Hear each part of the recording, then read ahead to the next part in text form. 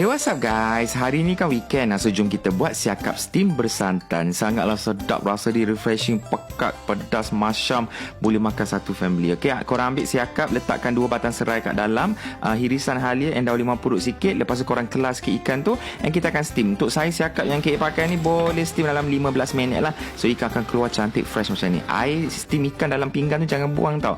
Yang tu korang letak kat tepi dulu, kita nak pakai lepas ni. So ambil lengkuas sebesar ibu jari, halia sebesar ibu jari, akan ketumbar sikit, and then 3 batang serai, 2 ulas bawang putih, 4 cili padi and 2-3 helai daun limau purut. Lepas tu korang masukkan 1 kotak kecil santan dengan 1 kotak kecil air. Lepas tu kita masak lebih kurang 5 minit. Kita nak bagi santan tu pekat sikit and dia punya aromatik tu serap masuk dalam kuah lah. And then baru kita masukkan 1 sudu makan sos ikan and tambahkan seasoning, garam, gula, sebut perasa cukupnya. Baru tambahkan air steam ikan tu tadi. Kacang-kacang siap lah. Kita punya kuah boleh letak ke atas. Dia macam tom yum putih pun ada, tapi dia bagi twist sikit lah. Tapi cuma dia punya halia semua banyak sangat, keluarkan sikit. Aku nak plating ni. And the key ingredient kat sini, korang kena letak sos cili Thai ni. Yang ni wajib letak kat atas.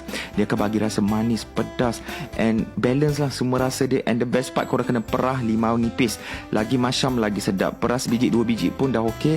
Boleh hirup kuah dia. Seriously, sedap sangat-sangat resipi. Tolonglah buat. Aku nak tak makan nasi putih pun endap aku hirup macam tu je.